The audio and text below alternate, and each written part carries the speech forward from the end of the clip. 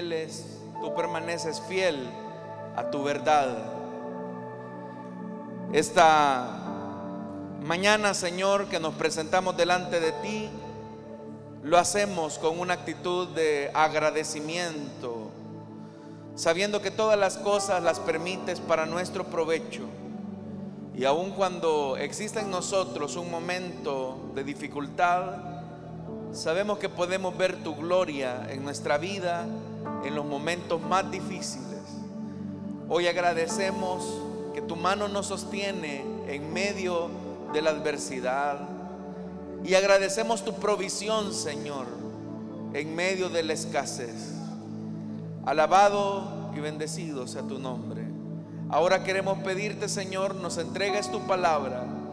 Nuestros oídos están listos para escuchar la voz de tu Santo Espíritu, y así, Señor, poder entender cuál es tu buena, agradable y perfecta voluntad para nosotros. En Cristo Jesús. Amén y amén.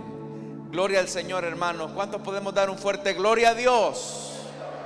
Amén, hermanos. Les invito a ponerse en pie. Vamos a abrir la Biblia en el primer libro de los Reyes.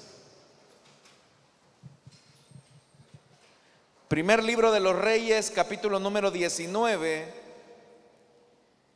Y vamos a leer a partir del versículo número 14 en adelante. Si lo tienen, dicen amén, hermanos. Primer libro de los Reyes, capítulo 19, versículo 14 en adelante. La palabra de Dios nos dice: Él respondió: me consume mi amor por ti, Señor Dios Todopoderoso. Los israelitas han rechazado tu pacto, han derribado tus altares y a tus profetas los han matado a filo de espada. Yo soy el único que ha quedado con vida y ahora quieren matarme a mí también. El Señor le dijo: regresa por el mismo camino y ve al desierto de Damasco. Cuando llegues allá, unge a Hazael como rey de Siria y a Jehú hijo de Nimsi como rey de Israel. Unge también a Eliseo hijo de Safat de Abel de Mejolá para que te suceda como profeta. Jehú dará muerte a cualquiera que escape de la espada de Hazael, y Eliseo dará muerte a cualquiera que escape a la espada de Jehú. Sin embargo, yo preservaré a 7,000 israelitas que no se han arrodillado ante Baal ni lo han besado. Amén. Hasta ahí dejamos la lectura. Hermanos, tengan la amabilidad de sentarse, por favor. Estimados hermanos, en diferentes momentos de nuestra vida vamos a pasar circunstancias que nos van a conducir al desánimo. En realidad, el desánimo es parte de las experiencias de la vida humana que nos colocan en una posición de imposibilidad. Es decir, que nos sentimos desanimados solamente cuando sabemos que hay algo que nos imposibilita tener el control de las cosas. Por el contrario, cuando el ánimo está en su punto más álgido, nosotros entendemos que las cosas están bajo nuestro control y por lo tanto nos sentimos alegres o regocijados porque las cosas están calculadas. Y también, hermanos, podemos disponer de un margen de maniobra que nos permite de alguna manera sobrepasar la adversidad. Pero el desánimo llega específicamente cuando nuestras posibilidades se encuentran restringidas completamente. Y el detalle es que cuando llegamos a ese punto de la vida es cuando consideramos que la situación ha llegado a su fin.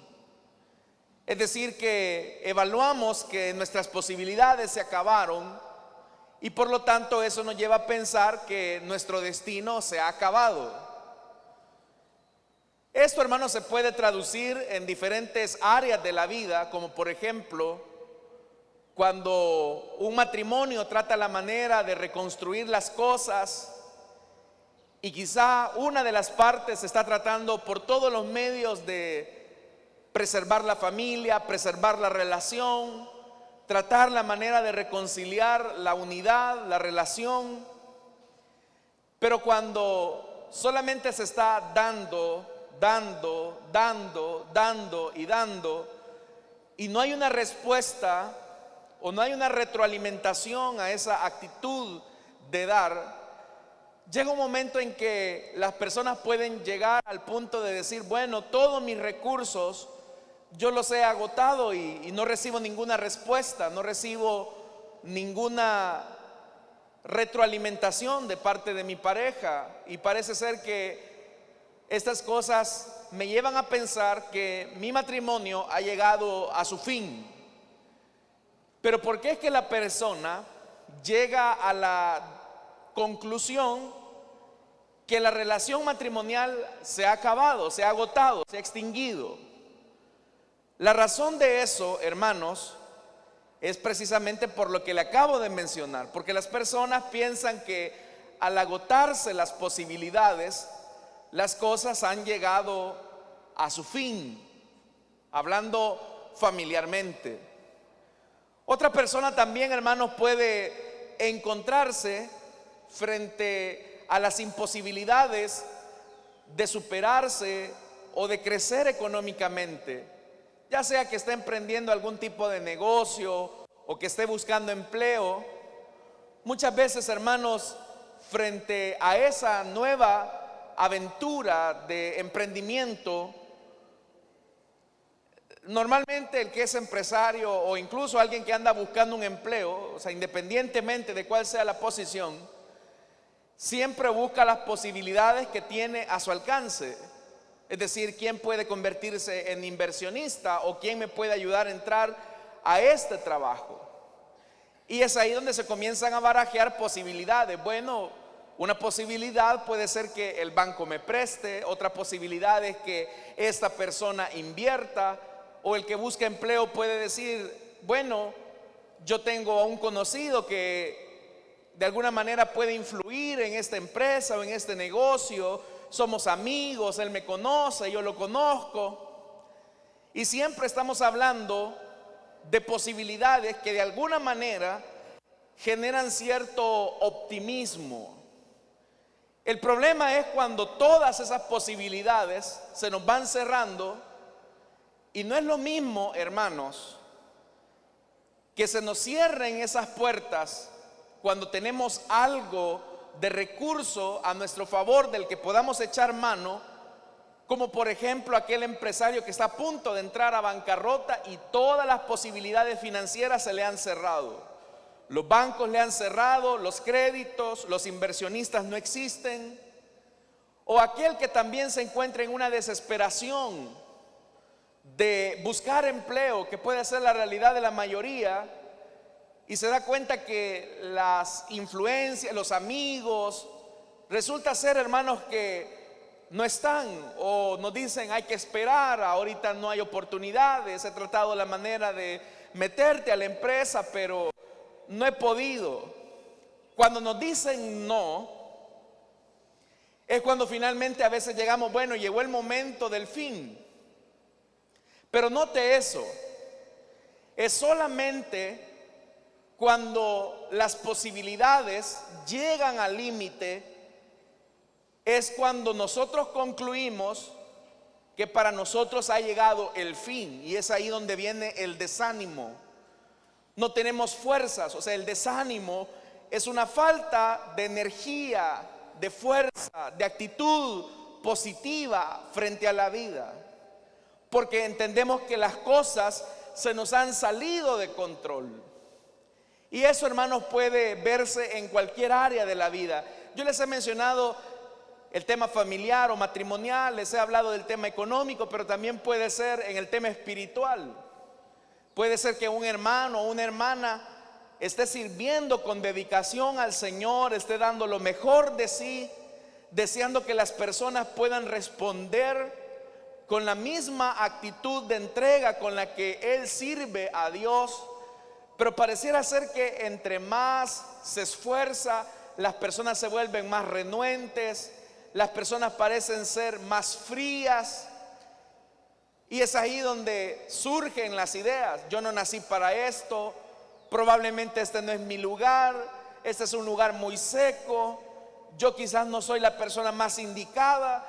Pero es porque todas nuestras posibilidades humanas se van cerrando y eso va generando un desánimo. El problema del desánimo, hermanos, es que cuando el desánimo no se controla, el desánimo nos puede llevar a una profunda depresión. Ya le dije, todos los seres humanos sin excepción en algún momento de nuestra vida hemos de enfrentar desánimo. Pero cuando el desánimo se prolonga, es cuando la depresión toma control de nuestros pensamientos, de nuestras emociones, de nuestras actitudes frente a la vida. Incluso podemos ver nuestras relaciones de manera depresiva. Nos podemos sentir deprimidos por ser padres, nos podemos sentir deprimidos por ser esposos, nos podemos sentir deprimidos por ser hijos, nos podemos sentir deprimidos por ser quizás esposa de alguien, esposo de alguien, y eso va absorbiendo nuestras energías hasta que llega el punto en que frente a nuestra depresión la vida ya no tiene un sentido. Y es ahí donde incluso, hermanos, las tendencias suicidas se vuelven más repetitivas y más frecuentes en la vida de los seres humanos. El pasaje que esta mañana hemos leído es un pasaje bastante interesante porque nos describe a un hombre que lo hemos visto como alguien enérgico, alguien que no le ha temblado el pulso para encararle al rey Acab su pecado y su obstinación por conducir al país en una profunda idolatría. Estoy hablando del profeta Elías, alguien que sin tapujos, sin miedo, se ha presentado en la corte real y le ha dicho al rey: a causa de tu idolatría y a causa de la maldad que tienes junto a tu mujer, tú has llevado a la desgracia a la nación. Y mientras yo no lo ordene, no va a llover y los cielos permanecerán cerrados para Israel a causa de tu idolatría. Ese ha sido Elías. Cuando vemos a un personaje tan efusivo, tan icónico, tan intenso en lo que hace, uno diría: este hombre tiene una fe fortalecida. Este hombre es una persona que, si no le tiene miedo al rey, entonces ¿a qué le tiene miedo? Pero usted sabe, hermanos, que Elías, es verdad, era un hombre apasionado, intenso. Es más, el versículo 14 que leímos esta mañana dice: me consume mi amor por ti, Señor Dios Todopoderoso. Es decir, él no estaba viviendo las cosas porque le habían contado. Él era una persona que tenía una claridad de la vida y conforme a su visión de la vida actuaba. ¿Sabe que si hay algo que caracteriza a una persona intensa en lo que hace, es cuando vive conforme a sus convicciones? Ese era Elías. Pero aun cuando Elías es descrito como un hombre fuerte, de una fe inquebrantable, aun cuando Elías es un personaje que tiene la cualidad de ser contundente en su mensaje, que no se amilana por nada y que tiene el respaldo de Dios, tuvo que enfrentar su momento de desánimo que se tradujo en una depresión. ¿Y sabe qué es lo más curioso del caso de Elías? Es que la depresión vino a Elías después de una contundente victoria en el Monte Carmelo. Uno diría, bueno, qué extraño, ¿no? Porque un profeta que no le tiene miedo al rey Acab, un profeta que no le tuvo miedo a 400 hombres, un profeta que vio la gloria de Dios descender al Monte Carmelo, ahora se siente deprimido, amenazado, amedrentado por las palabras que la mujer del rey Acab han dicho, es decir, Jezabel. Y usted recordará aquellas palabras de aquella mujer cuando dijo: que me hagan así los dioses, si para el día de mañana no he hecho con Elías lo que él hizo con mis profetas. Esa palabra penetró tanto en el corazón de Elías que él consideró es por demás. Pero quiero que pensemos de manera objetiva. ¿Qué fue lo que condujo a Elías a estar en esta condición depresiva? A estar en este desánimo profundo y en esta tristeza de la que no encuentra una respuesta a su existencia. Cuando ocurrió el hecho en el Monte Carmelo, Israel estaba presenciando la derrota del culto a Baal. Israel era testigo de que la religión de Baal era una religión muerta. Es más, hermano, vemos a un Elías tan intenso que en el momento en el que los sacerdotes y profetas de Baal están clamando por fuego a su sacrificio, vemos a un Elías que hasta se burla de ellos en la cara. Él les comienza a decir: ¡hey! Griten más fuerte, porque a lo mejor Baal se durmió, anda quizás tomándose una siesta. Ese Elías tan intenso, tan profundo en su fe, tenía un objetivo en el Monte Carmelo, y era que la gente volcara su fe en dirección al Señor. Pero cuando Israel vio la señal del fuego descender, Elías no vio la respuesta que él quería ver, que él deseaba ver. Sumado a las palabras de la mujer de Acab, provocó en el corazón del profeta un desánimo. Porque piense por un momento y trate la manera de meterse en la mente y en los pensamientos de Elías. Si a este pueblo no lo convence ver que el fuego de Dios está consumiendo el sacrificio al punto que incluso las piedras se han convertido en polvo, ¿qué más se puede hacer por este pueblo?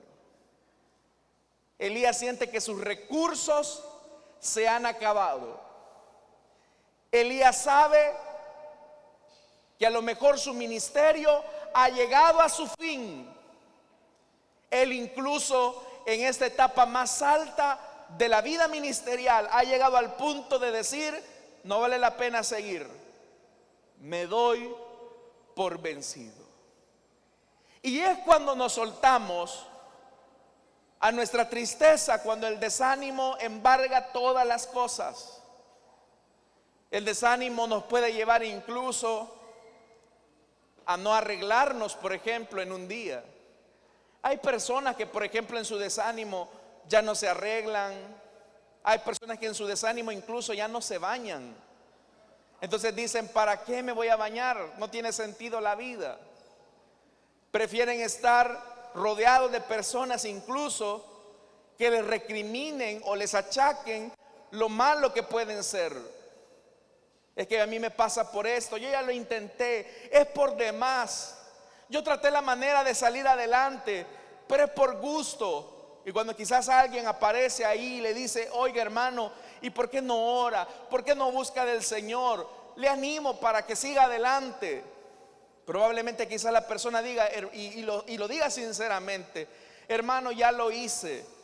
He buscado al Señor, he tratado la manera de encontrar una respuesta en sus palabras, pero parece ser que para mí el cielo está completamente cerrado Y hasta puede llegar el punto la persona de comenzar a dudar o a sospechar de su relación con Dios. ¿Por qué ocurre eso? Porque comienza a ver que sus recursos se han acabado, porque comienza a ver que sus posibilidades han llegado a su fin. Y es ahí cuando el desánimo prolongado se convierte en una conducta depresiva. Por eso, hermanos y hermanas, vean la lectura que va a hacer Elías de la realidad. Y es que una persona que vive en una condición de desánimo permanente comienza a hacer lecturas a partir de cómo vive su experiencia. El versículo 14 que leímos esta mañana dice: me consume mi amor por ti, Señor Dios Todopoderoso. Vea esto. Elías está diciendo: Señor, tú eres un Dios todopoderoso. Y cuando hablamos de que Dios es Dios todopoderoso, significa que Él puede hacer todas las cosas. Elías está confesando, Elías está declarando, Elías está afirmando que su Dios, el Dios al que él sirve, puede hacer todas las cosas. Pero es ahí donde surge la pregunta: si Dios puede hacer todas las cosas a favor de su profeta, entonces ¿por qué no las hace? Y a esa crisis de desánimo es a la que muchos de nosotros llegamos en ocasiones. Sabemos que nuestro Dios es un Dios que puede sanar la enfermedad. ¿Cuántos sabemos esa verdad? Dios puede sanar la enfermedad. Es ahí donde surge la pregunta: entonces ¿por qué no me sana? Sabemos que Dios es el dueño del oro y de la plata, y que para Él la pobreza no está en su diccionario. Él es dueño de todo. Entonces ¿por qué no me provee? Entonces ¿por qué no me abre las puertas? Nosotros sabemos que si creemos en el Señor Jesucristo, nuestra casa y nosotros seremos salvos. ¿Cuántos sabemos eso? Entonces ¿por qué mi esposo no se convierte? Es decir, es una tensión que no solamente la ha experimentado Elías, la experimentamos nosotros. En la afirmación de Elías hay una confesión de una verdad, de una fe profunda. Señor Dios Todopoderoso. A veces esta afirmación puede convertirse incluso en un reclamo. Y vea lo que dice: los israelitas, a pesar de que saben, son testigos de tu inmenso poder.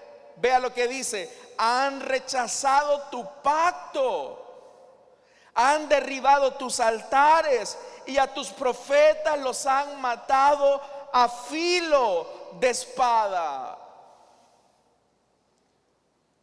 Entonces ahí hay una tensión en Elías. ¿Cuál es la tensión? Señor, si tú eres Dios todopoderoso, ¿por qué permites que los israelitas rechacen tu pacto? Si tú eres Dios todopoderoso, ¿por qué permites que tus altares sean derribados? Si tú eres Dios todopoderoso, ¿por qué has permitido que tus profetas sufran la muerte, el martirio? Son esas preguntas que nos hacemos muchas veces nosotros cuando no podemos explicar, comprender lo que nos está aconteciendo con el poder soberano de nuestro Dios. Puede ser incluso que una persona llegue al punto de decir: bueno, yo soy hijo de Dios, a mí no me va a pasar esto, y resulta ser que nos pasa. Y aquí hay una lección, hermanos y hermanas, que necesitamos entender como pueblo de Dios. Bueno, en realidad son dos lecciones, y en varias ocasiones se las he mencionado. Necesitamos entender que nuestro Dios es soberano. Cuando yo hablo acerca de la soberanía de Dios, estoy diciendo que nuestro Dios es dueño de todas las cosas, es todopoderoso. Él está en control de todas las cosas. Es decir, no hay algo que escape del control de Dios. Nuestro control tiene un límite, pero el control de nuestro Dios es ilimitado. Lo que Elías le está diciendo al Señor era verdad. Habían rechazado el pacto, habían derribado los altares del Señor, habían matado a filo de espada a sus profetas. Todo eso era verdad. La pregunta entonces es: ¿por qué lo permitiste, Señor? ¿No te diste cuenta cuando estaban matando a filo de espada a tus siervos que anunciaban tu palabra? ¿Dónde estabas, Señor, cuando esta gente estaba profanando tus altares y rechazando así tu pacto? ¿Dónde? Y son las preguntas que muchas veces usted y yo nos hacemos cuando no encontramos una respuesta favorable de nuestra condición. Pero son las preguntas que Dios jamás nos va a responder. Dios nunca nos va a responder un por qué. Y cada vez que usted le pregunte: Señor, ¿y por qué permitiste que me quitaran a mí el trabajo? Que estaba haciendo bien las cosas, no era un empleado haragán como mis compañeros. Porque existe la tendencia de la comparación. Señor, ¿por qué los negocios de estos impíos prosperan y el mío no? Si soy tu hijo. Y es acá donde Dios nos demanda a nosotros para que descansemos en su soberana acción. Él es todopoderoso. Lo bueno viene de Dios. Dicen amén a esa verdad.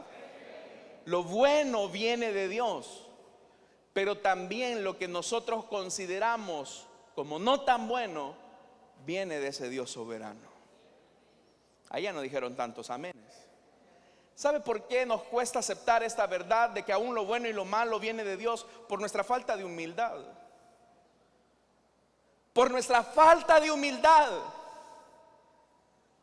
Humildad que nos lleva a colocarnos muchas veces en una posición de personas justas, de que tenemos algún mérito, de que tenemos quizás a lo mejor una posición en la cual Dios nos tiene que de alguna manera recompensar por algo que Él mismo ha hecho.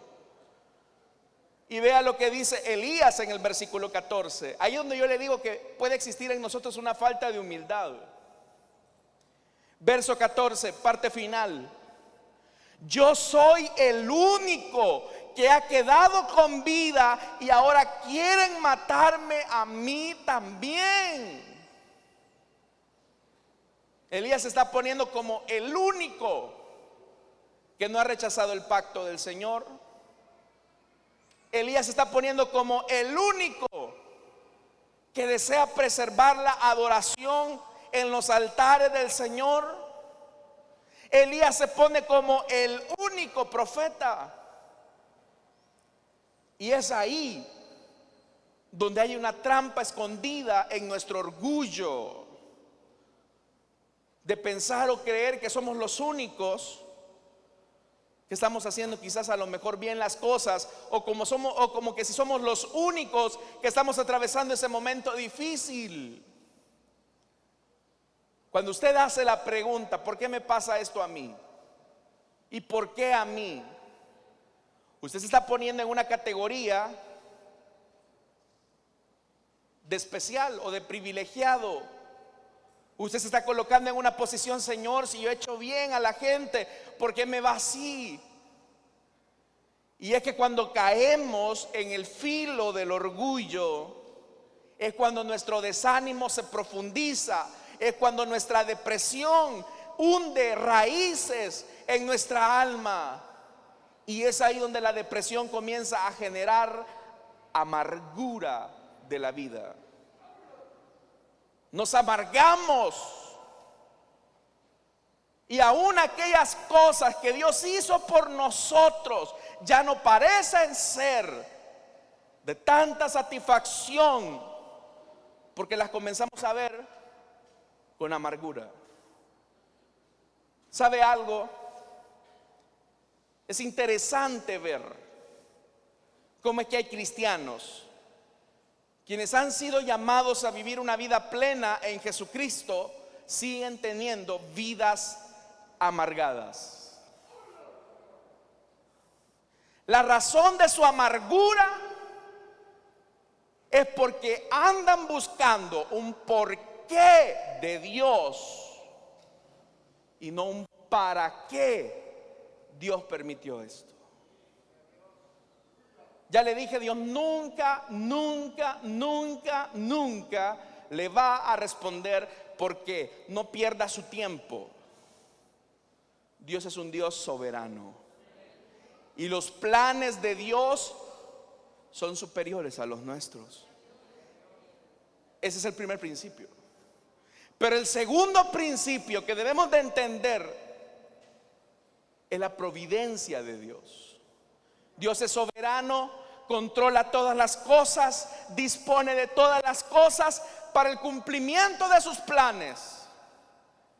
Pero en su providencia, aún aquellas cosas dolorosas, aún aquellas cosas tristes, son para nuestro provecho.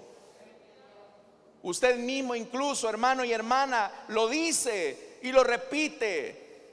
Todas las cosas ayudan a bien a los que aman a Dios. Pero note eso, no son algunas cosas, son todas. ¿Significa, hermano, que mi falta de empleo me va a ayudar a mi provecho? Por supuesto, mi hermano. ¿Significa que una puerta cerrada va a servir para mi provecho? Por supuesto, hermano. ¿Significa que tener que lidiar con una persona de temperamento difícil va a ayudar para mi provecho? Claro que sí.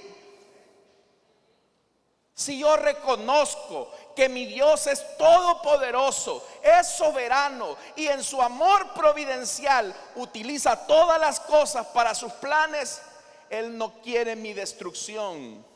Él quiere formar el carácter de su Hijo Jesucristo en mi vida para mi provecho. Aún cuando el proceso sea difícil.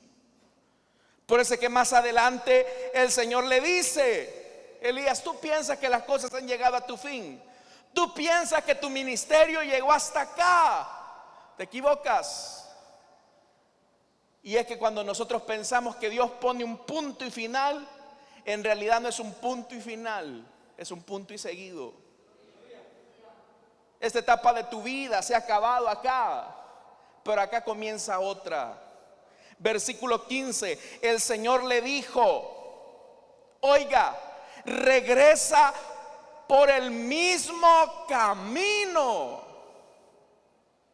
Regresa a tu propósito, Elías. Regresa al llamado de tu ministerio. Aunque creas que las cosas se han acabado, que se han terminado, regresa por el camino que te encomendé. Y va más allá y dice: y ve al desierto de Damasco. Ve al desierto. Ve al desierto. ¿El qué? Si ese desierto es el que me ha desanimado, si ese desierto es el que me ha deprimido, y tú me estás mandando de regreso al desierto. Y es que si hay algo que tenemos que entender, y ocupando quizás esta alegoría, yo le digo a los jóvenes: en la universidad de Dios no podemos llevar materias chineadas. En la universidad de Dios no puedes llevar materias chineadas. En la universidad de Dios no puedes llevar materias con 8 ni con 9. En la universidad de Dios es ser perfectos como vuestro Padre que está en los cielos es perfecto y es santo. La nota para probar la materia del desierto en tu vida, sin importar cuál sea, es 10. Y ahí tenemos un problema, que usted y yo no somos 10. Lo que menos tenemos es perfección. Es más, nuestra vida se caracteriza por la imperfección. Pero es ahí en el desierto donde entendemos que Dios no nos está pidiendo que pasemos la materia nosotros solos. En el desierto nuestro Dios estará con nosotros, sustentándonos, alentándonos y sacándonos adelante. Por eso es que el Señor decía: te enseñaré por el camino que debes andar. Yo te enseñaré. Y ahora el Señor le está diciendo a Elías: mira, Elías, regresa por el camino que dejaste. Lo que te desanimaba, lo que te entristecía, vuelve a intentarlo una y otra vez. No pienses que las cosas han llegado a su fin. Le está diciendo el Señor a su siervo, el profeta: retoma lo que has abandonado. No pienses que tu ministerio, que tu vida ha llegado a su fin. Por eso dice: cuando llegues allá, unge a Hazael como rey de Siria. Los sirios eran los que iban a terminar atormentando a los israelitas. ¿Y cómo es que el Señor está enviando a su profeta a ungir a un rey que le va a causar daño a su pueblo?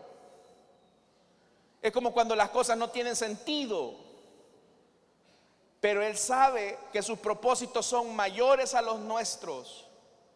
A veces, hermanos, cuando tomamos una decisión equivocada, por nuestra humanidad comienza a existir y si hubiera hecho esto, y si hubiera hecho lo otro, y si no hubiera tomado esta decisión, y los hubieras no existen. Los hubieras son una posibilidad inexistente. Pero si reconocemos que nuestro Dios es soberano y en su amor providencial Él cuida de nosotros, aún de nuestras imperfecciones, de nuestros defectos, de nuestras caídas, de nuestros tropiezos, el Señor puede seguir cumpliendo sus propósitos amorosos con nosotros. Él puede cumplirlo. Y dice: a Jehú, hijo de Nimsi, como rey de Israel. Unge también a Eliseo, hijo de Safat, de Abel de Mejolá, para que te suceda como profeta. Pero ¿qué es lo que le está diciendo el Señor a Elías? Las cosas no han llegado a su fin, Elías. Yo no he dicho que las cosas se han acabado para ti. Puede ser que en tu desánimo, en tu tristeza, tú pienses que las cosas ya no tienen sentido. Puede ser que en tu tristeza y en tu desánimo tú consideres que la vida ha llegado a su fin. Tú puedes pensar que tu matrimonio ya no tiene solución. Tú puedes pensar que tu relación familiar se ha acabado, se ha hundido, se ha naufragado. Puedes pensar que tu economía ya no va a salir adelante. Pero déjame decirte algo de parte del Señor esta mañana: no es el fin. Te falta camino por recorrer. Dios ha prometido estar contigo todos los días de tu vida hasta el fin del mundo. Esto apenas comienza. Levántate, no te desanimes, sigue adelante, lucha, persevera hasta el final. No creas que las cosas se han acabado. Hermano, pero mis recursos llegaron a su fin. Eso pensaba Elías. ¿Cómo es que yo voy a ir a ungir a Asael, a Jehú y a Eliseo? Las cosas han llegado a su fin, Señor. Ya no tengo recursos. Y el Señor quizás desde los cielos se ríe, con esa risa no burlona, sino que una risa de buen humor. Ah, Elías, ¿tú crees que tus recursos se han acabado? ¿Tú crees que tus posibilidades han llegado a su fin? ¿Tú piensas que para ti ya no hay una posible solución solo porque los hombres te dijeron que no? Solo porque vistes los altares derribados, a los profetas tirados en el suelo, bañados en sangre. ¿Tú piensas que tus recursos se acabaron? ¿Sabes algo, Elías? Yo soy un Dios, como tú lo has dicho, todopoderoso. Y yo puedo abrirte posibilidades, recursos de donde menos lo piensas.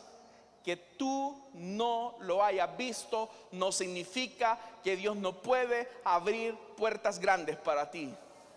Por eso es que el verso 18 dice: vea, sin embargo, yo preservaré a 7,000 israelitas que no se han arrodillado ante Baal ni lo han besado.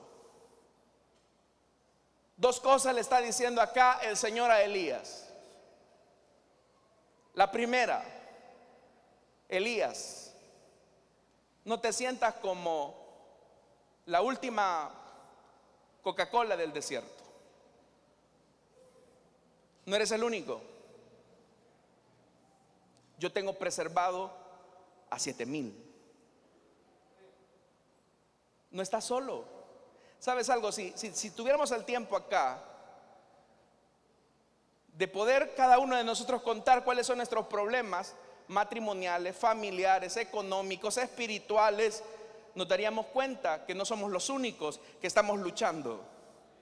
Quiero decirte que aquí en este local, más los que nos escuchan en la radio, más los que nos ven a través de las redes, hay muchas personas que están atravesando lo mismo que tú.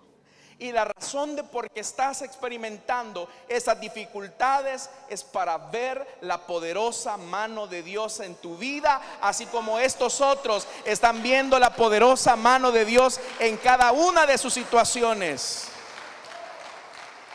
No estás solo, no estás sola. Dios está contigo. Y lo segundo, la segunda lección que Dios le está enseñando a su profeta es que Él es capaz de abrir posibilidades y recursos de donde menos piensas. Dios es capaz de hacerlo. Cuando aquellos llegaron a cobrarle el impuesto a Jesús y a Pedro, de verdad que Jesús no andaba nada en su bolsa. Pero por la palabra de Jesús, Jesús le dijo a su siervo, a su discípulo: mira, ve, ábrele la boca al pez y ahí vas a sacar lo que necesitas para pagar tu impuesto y el mío.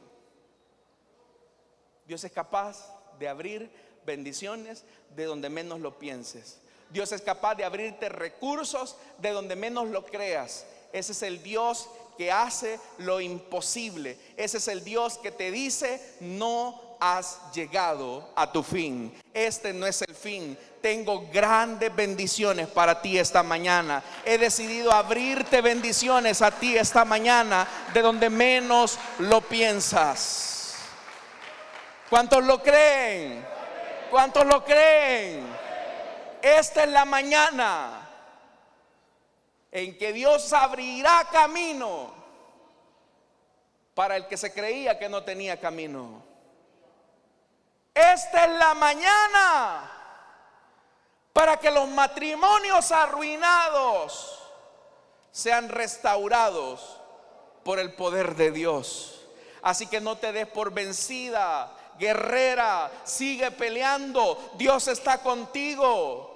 No te des por vencido, guerrero. Sé que estás cansado, sé que estás agotado, sé que estás agobiado, pero Dios no ha declinado su promesa sobre ti. Si Él dijo que te bendeciría, Él te va a bendecir en abundancia. Las cosas no han llegado a su fin. El Señor tiene grandes cosas para su pueblo esta mañana. Los que creen digan amén. Así que no te desanimes, no te deprimas, no permita que tu corazón se llene de amargura, porque Dios es fiel a su promesa. Vamos a cerrar nuestros ojos, hermanos, vamos a orar.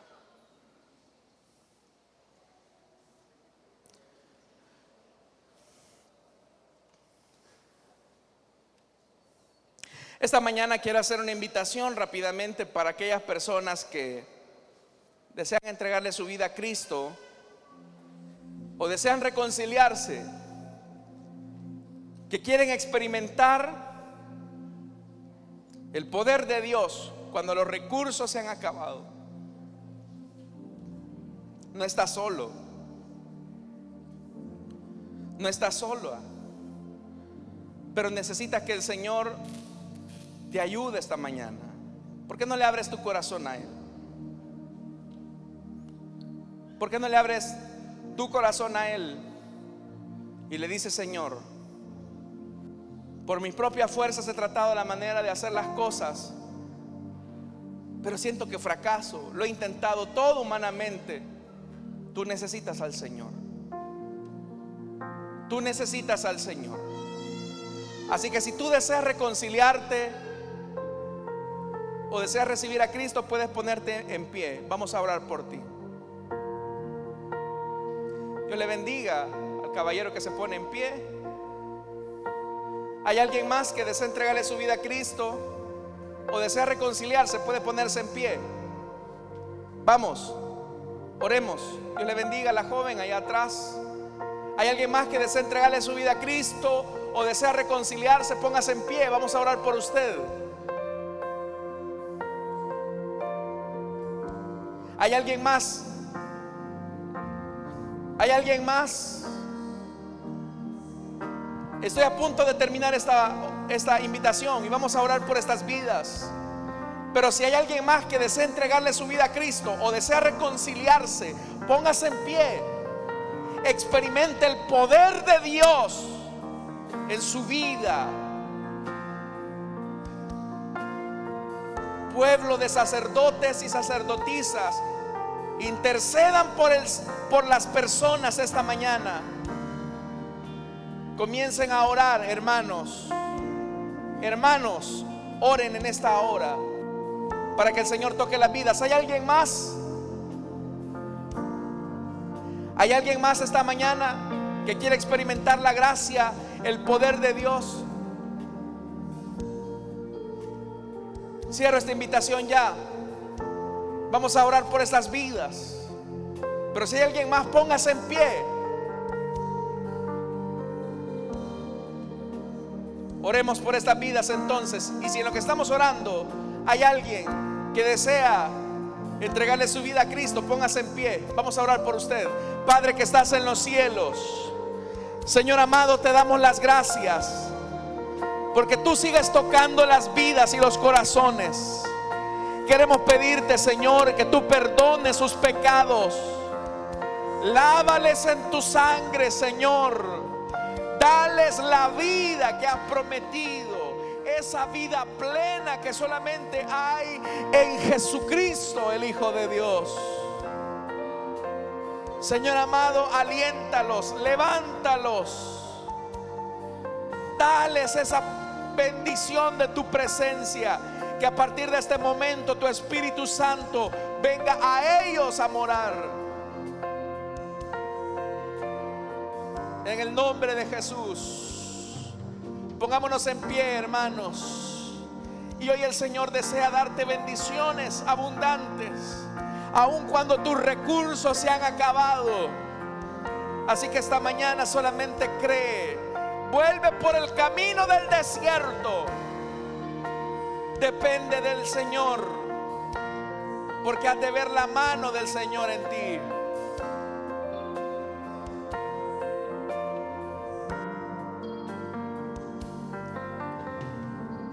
Milagroso, abres caminos, cumples promesas.